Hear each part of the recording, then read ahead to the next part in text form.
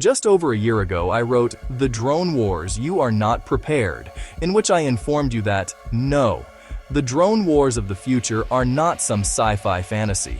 They are very real, and they are happening right now. So how did that prediction pan out? Let's check this week's headlines for the latest on drone warfare, shall we? As viewers of the most recent episode of New World Next Week will know, Iran is launching kamikaze drone strikes on AI data centers, and Uncle Sam is responding in kind, using drones copied from Iranian designs no less. And now, the Wall Street Journal is reporting on how Iran is hitting the radars that underpin U.S. missile defenses by using one-way attack drones. The article notes that one of the most significant strikes hit a sophisticated early warning radar system at Qatar's Al Udeid, which hosts the largest American military base in the region. Yes, the Iranians are now using $20,000 drones to take out billion-dollar radar defense systems, and you'd better believe every military in the world is taking notes. In summary, yes, the drone war has begun. And as usual, you heard it here first. So, what about the next development in 21st century warfare? Good question. Here's the answer. The AI industrial complex. It's been over 60 years since Eisenhower warned us about the rise of the military-industrial complex. Video also here. Although we all remember his caution against the acquisition of unwarranted influence, whether sought or unsought, by the military-industrial complex. The speech itself is actually more supportive of the development of this complex than you might remember. We recognize the imperative need for this development, Eisenhower was careful to add. Perhaps he was already aware of what would happen to the next president who dared stand up to the military chieftains. Regardless, the phrase military-industrial complex was soon adopted by anti-war campaigners and has served them well for generations. It nicely encapsulates the industrialization of warfare and conveys how vast fortunes are now predicated on the production and use of military armaments. Turns out there's a reason why Loudoun is per capita the richest county in the country, after all. So yes, exactly as predicted, the good old military-industrial complex is laughing all the way to the bank as the bombs rain down on Tehran. But times are changing. The Raytheons, Lockheed Martins, and Northrop Grumms of old are being replaced by the next generation of death merchants, AI contractors. It should come as no surprise that all of the fastest-growing military contractors, from Anduril to Helsing to Palantir to, yes, Chaos Industries, are working on AI technologies and autonomous weapon systems. As I observed in What Does Palantir Actually Do?, Anduril and Palantir issued a joint press release last year bragging about how the two companies were working to enable our government and industry partners to transform America's world-leading AI advancements into next-generation military and national security capabilities. Of course, we don't have to wait for this AI industrial complex to manifest on the battlefield. Israel is already using AI in Gaza to identify and target suspected Hamas leaders and hideouts. Ukraine is already deploying AI drones and, yes, part autonomous robots in their fight against Russia. And now, as we have seen in the past week, the Iranian battlefield is reinforcing the AI warfare narrative. The use of autonomous weapons and AI targeting systems is rapidly becoming a key part of the Iran war story itself. We all witnessed the recent psychodrama between AI company Anthropic and the Department of War play out in the headlines of the establishment press. First, Secretary of War Hegseth demanded Anthropic allow the Pentagon to circumvent guardrails on its Claude AI model. Specifically, we were told that, to the Pentagon, which has a $200 million contract with Anthropic, wants the company to lift its restrictions for the military to be able to use the model for all lawful use, according to two sources familiar with the discussions. Next, we were told that Anthropic's CEO, Dario Amodei, was heroically standing up to this pressure, penning a lengthy blog post in which he refused to allow Claude to be used for either mass domestic surveillance or for powering fully autonomous weapons. Of course, Amodei wasn't questioning the AI industrial complex itself. I believe deeply in the existential importance of using AI to defend the United States and other democracies, and to defeat our autocratic adversaries," began his brave statement standing up to the Pentagon. Just to be extra sure that the point is not lost, Amadei is currently on an apology tour of sorts, going to great lengths to clarify in a recent blog post that he wasn't daring to question the utility of AI in warfare or the absolute supremacy of the Pentagon in deciding how to use this technology on the battlefield. As we stated last Friday, we do not believe, and have never believed, that it is the role of Anthropic or any private company to be involved in operational decision-making. That is the role of the military. Oh, and by the way, he would also like you to know that AI is the future of the world. In the end, AI will be able to do everything, and we need to grapple with that, but you shouldn't blame it for job losses. Translation: the AI gravy train must roll on. The dramatic back and forth between the AI company and the Department of War, culminating with the Pentagon declaring Anthropic a supply chain risk and ordering its phase-out from military systems over the next 6 months, is, of course, completely meaningless. Not only has Sam Altman's OpenAI reaffirmed that its own AI technology can be weaponized and deployed by the warmongers however they like, but Anthropic's Claude is in fact central to America's war efforts in Iran. As recent reports note, despite being on the phase-out list, Claude is currently being paired with the U.S. military's Maven Smart System, a real-time targeting system developed by Palantir to independently generate strike lists for the Epstein Fury campaign. As planning for a potential strike in Iran was underway, Maven, powered by Claude, suggested hundreds of targets, issued precise location coordinates, and prioritized those targets according to importance, said two of the people. The pairing of Maven and Claude has created a tool that is speeding the pace of the campaign, reducing Iran's ability to counterstrike and turning weeks-long battle planning into real-time operations, said one of the people. The AI tools also evaluate a strike after it is initiated, the person said. Regardless of the reality on the ground, however, the Anthropic DAO spat has served to cement the AI warfare narrative into place. AI is now officially a national security imperative, and any company that does not pledge 100% fealty to the warmongers will be thrown under the bus. The AI industrial complex is here. But what does this mean? It isn't hard to see how the AI industrial complex narrative is going to play out in the great struggle between nations. AI is now a national security imperative, not just for the US but for China, Russia, North Korea, the UK, and all the other assorted villains and puppets on the 2D chessboard. The growing importance of AI on the 21st century battlefield is reflected not just in the increasing use of AI in targeting and weapon systems in the ongoing conflict in Iran, but in what Iran is choosing to target with its autonomous kamikaze drones. As James Evan Pilato reported in the most recent edition of New World Next Week, Iran is now deliberately targeting commercial data centers in the Middle East.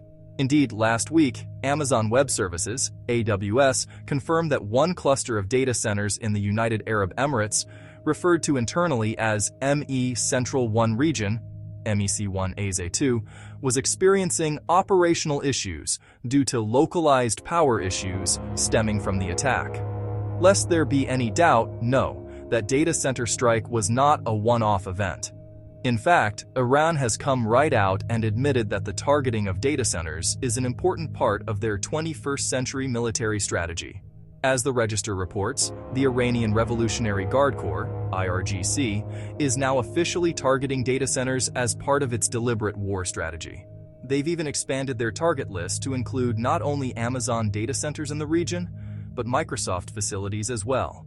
In a Telegram post that the Register translated from Farsi to English using Google Translate and Bing Translate, the Fars news agency claimed Iran sent drones to attack Amazon's data center in Bahrain, to identify the role of these centers in supporting the enemy's military and intelligence activities. The attacks are part of the IRGC's recent operations against Amazon data centers in Dubai and other strategic centers in the region, the post adds, before concluding, Amazon and Microsoft in these operations has dealt a serious blow to the enemy's technological and information infrastructure. If your natural reaction to hearing this news is, "Oh no, won't someone do something about the data centers?" then you're in luck. Zero Hedge's Tyler Durden is apparently very excited that it's their January article, Explosion in AI Data Center Buildouts Will Demand Next-Gen Counter-Drone Security, has been vindicated, and equally excited that this will be a boom for the AI industrial complex and its auxiliary AI defense industry. The key takeaway is that Wall Street analysts and data center developers have just received a major wake-up call.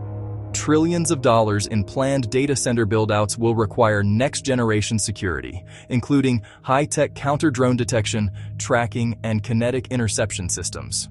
This follows the Ukraine war and other recent modern battlefields, which have sparked the hyper-development of cheap, dual-use, consumer-grade drones that can be mass-produced at a fraction of the cost of traditional air-delivered munitions.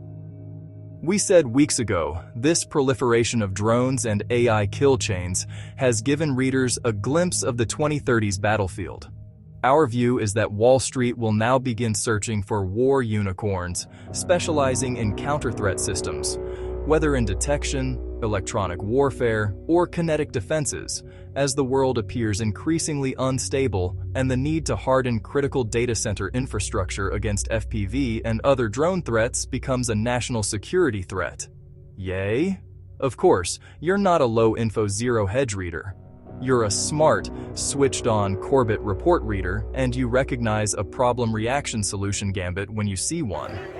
You know that there is a vast popular movement rising up against the data center behemoths that are spreading like a cancer across the earth. You know that people are fed up with rising electricity prices and depleting water resources and environmental degradation. You know that they're already fed up with Palantir and these other AI companies using their technology to spy on us all and direct their blood money operations overseas. You recognize that the new Iranian threat to data centers is providing military planners with the perfect opportunity to declare these data centers to be vital to national security and thus sacrosanct. And, most important of all, you no doubt already suspect what the data center strikes unfolding across the news feeds really reveal is that none of this Iranian or Ukrainian or Israeli AI war propaganda is about the 2D chessboard at all. Rather, you know it's actually about the fifth-generation war on everyone. The AI-assisted war on us all. Yes, China is rolling out its AI Plus action plan. Yes, NATO is revising its artificial intelligence strategy to encourage the development and use of AI in a responsible manner for allied defense and security purposes. Yes, Ukraine is using AI to automate drone strikes against Russia, thus quadrupling their hit rate. And yes, American deep state stooges like Eric Prince and Alex Karp are engaging in full-on public meltdowns of excitement over the future of AI-enabled warfare. But this AI industrial complex revolution is, at base, nothing to do with the stage-managed pro wrestling theatrics taking place on the global 2D chessboard. As you know by now, the real fight is the fifth-generation war on everyone, and in the 5GWS you are the target, not the Ayatollahs in Iran or the Chaicoms or the Ruskies or whatever bogeyman is being held up as the epitome of all evil in the world this week. Thus, the real question is not how this AI technology will be weaponized against our enemies on the global chessboard, whoever they may be, but how this technology will be weaponized against us. After all, does anyone see the drone swarms and humanoid robots and autonomous battlefield slaughter bots and not imagine that this technology will be used by governments around the world primarily against their own populations? Of course, there are the AI skeptics in the crowd. The ones who believe that machine learning and large language models and generative AI and autonomous weapon systems and all the other novel technologies that have begun to completely transform our world in the past several years are just parlor tricks. That artificial intelligence is an oxymoron, that there's nothing novel about it, and that AI systems are just doing what someone has programmed them to do. These skeptics are wrong. Ethnically, socially, economically, psychologically, and philosophically, and will be proven so in short order. Even if these AI deniers were right, however, there are a couple of points about this coming age of AI warfare that everyone can unite on. Firstly, it is important to note that, regardless of whether autonomous weapons really are autonomous in some existential angels dancing on the head of a pin sense or not, the idea that they are autonomous will undoubtedly be used in the future to expiate guilt for battlefield massacres. No, the US did not kill those surrendering soldiers. A malfunctioning robot did. Or, no, Israel did not slaughter that Palestinian family in cold blood. That was a Boston Dynamics robot with some crossed wires. And secondly, no one is denying that these generative AI tools are now being used to deploy real-time, realistic, and personally tailored misinformation at scale. Everyone on Twitter or any other major social media platform these days can attest to that fact. Or so I assume. I'm not on those platforms myself, but the AI-generated images are not just tricking your grandpa on Facebook. They're tricking outlets like the Tehran Times, which just posted a satellite before-after photo of a bombed-out site, supposedly an American radar installation in Qatar destroyed by Iranian missiles. The only problem is that this image is literal fake news, an AI-generated deep fake that does not correspond to reality. The same goes for a dramatic, but AI-altered, photo of an Iranian strike on a US base in Iraq, and the equally dramatic, but equally AI-faked, image of the moment Ayatollah Khamenei's body was found in the rubble of a bombed-out building. If the first casualty of war is truth, as the old adage has it, then it seems AI has launched the opening salvo of this latest conflict. Indeed, I'm afraid, we are crossing the threshold into the age of AI warfare, just as we have crossed the threshold into the age of drone warfare in recent years. What's more, whether you believe in the reality of artificial intelligence or not will matter little if and when you're staring down the barrel of a weapon wielded by a supposedly autonomous robot. Welcome to the 21st century, everyone.